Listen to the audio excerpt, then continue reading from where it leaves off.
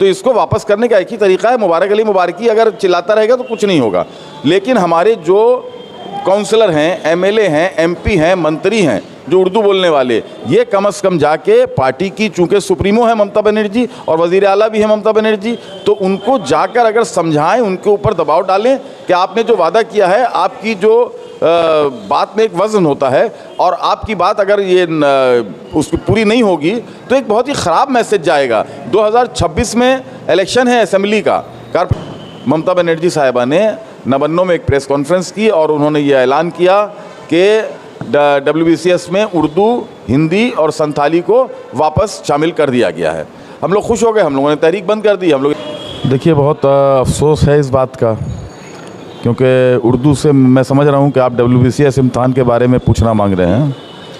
WBCS इम्तहान की जो पूरी, अगर ये जो तारीख़ पिछले 2 साल की अगर हम लोग बयान करें तो सभी जानते हैं इस बात को कि सन 2023 के शुरू से हम लोग सुन रहे थे, बल्कि 2022 के आखिर से ये बात कानों में आ रही थी कि WBCS इम्तहान में जो कंपलसरी उर्दू, हिंदी, बंगला, नेपाली और संथाली, ये 4 ज़ुबानों में से जो एक ज़ुबान चुनने का उम्मीदवारों को जो मौका दिया जाता था, ये छीन लेने की बात हो रही थी। और ऐसा सुना जा रहा था कि सिर्फ बंगला जो है वो कंपलसरी हो जाएगी और उसमें नंबर लाना, कुछ एक क्वालिफाइंग मार्क्स रखे जाएंगे, इस तरह की बात चल रही थी। लेकिन हम लोगों को जब तक सामने नहीं आ जाए बात, हम लोग कुछ बोल नहीं सकते थे, तो हम लोग इंतज़ार कर रहे थे देखें क्या होता है। आखिरकार हुआ ये कि 11 अप्रैल 2023 की बात है कि ऑल इंडिया मिली काउंसिल की जो रियासती कमेटी है मगरबी बंगाल की, उसका एक डेलीगेशन गया था ममता बनर्जी साहिबा के पास में, CM के पास, और उन्होंने बहुत से मुतालबात वहाँ रखे थे अपने। उनमें से एक मुतालबा ये भी था कि WBCS इम्तहान में बंगला को कंपलसरी न किया जाए। और दूसरे दिन अखबारों में ये ख़बर आई थी, एक अखबार में बिल्कुल फ्रंट पेज पे ख़बर आई थी कि WBCS इम्तहान में बंगला लाजमी नहीं होगी और उर्दू जिस तरह है उसी तरह रहेगी। ये ममता बनर्जी का बयान था जो अखबार में आया। लेकिन इसके 20 दिन के बाद एक नोटिफिकेशन हम लोगों की नज़रों में आया, जिससे पता चला कि वो जो मुलाकात की थी मिली काउंसिल के डेलीगेशन ने, उससे 25 दिन पहले ऑलरेडी एक नोटिफिकेशन, जिसको गैजेट नोटिफिकेशन कहते हैं, वो जारी किया जा चुका था और उसमें ये बता दिया गया था कि बंगला कंपलसरी हो गई है 300 नंबर की, और बंगला और इंग्लिश ये 300 नंबर का पेपर रहेगा, जिसमें आपको 30% यानी 30% नंबर जो लाएगा वही, उसी के बाकी पर्चे जो है उनकी जांच होगी। तो ये हम लोगों के ऊपर ये खबर बिजली बन के गिरी।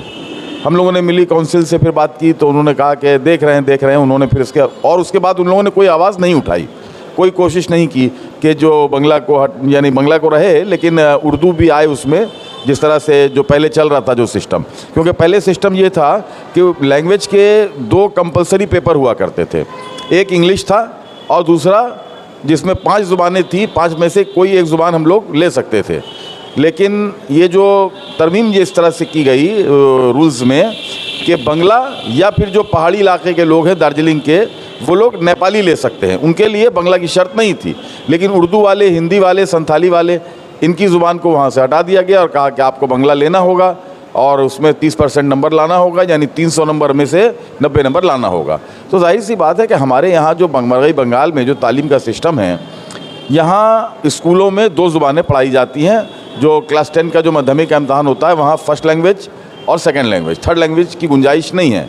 अगर एडिशनल कोई लेना चाहे वो एक अलग बात है, लेकिन कंपलसरी जो है फर्स्ट लैंग्वेज, सेकेंड लैंग्वेज। अब जो उर्दू मीडियम के स्कूल हैं उनकी फ़र्स्ट लैंग्वेज उर्दू होती है, जो हिंदी मीडियम के स्कूल हैं उनकी फ़र्स्ट लैंग्वेज हिंदी होती है। इसी तरह संथाली वालों की फ़र्स्ट लैंग्वेज संथाली होती है, बंगला वालों की बंगला होती है, नेपाली वालों की नेपाली होती है। सेकेंड लैंग्वेज इंग्लिश, वहाँ कोई प्रॉब्लम नहीं है।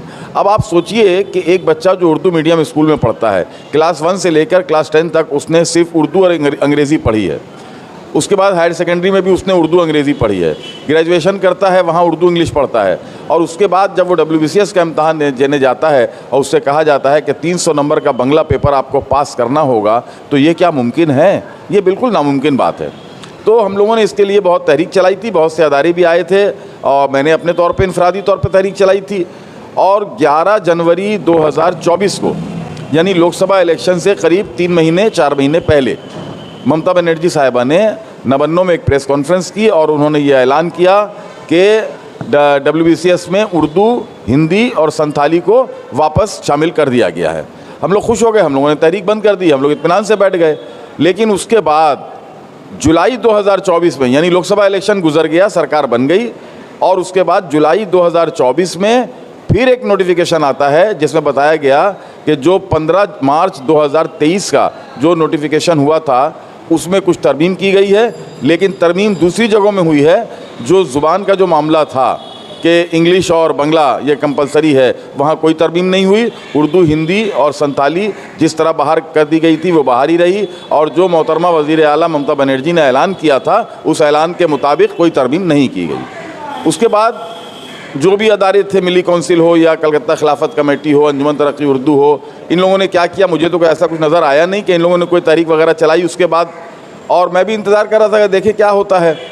अभी यह है कि फिर एक पिछले साल एक नोटिफिकेशन आया west Bengal public service commission की तरफ से और उसमें ये बताया गया कि 2025 का जो इम्तहान होगा वो नए सिलेबस के मुताबिक होगा, यानी उसमें बंगला कंपलसरी रहेगी, उर्दू, हिंदी वगैरह नहीं रहेंगी।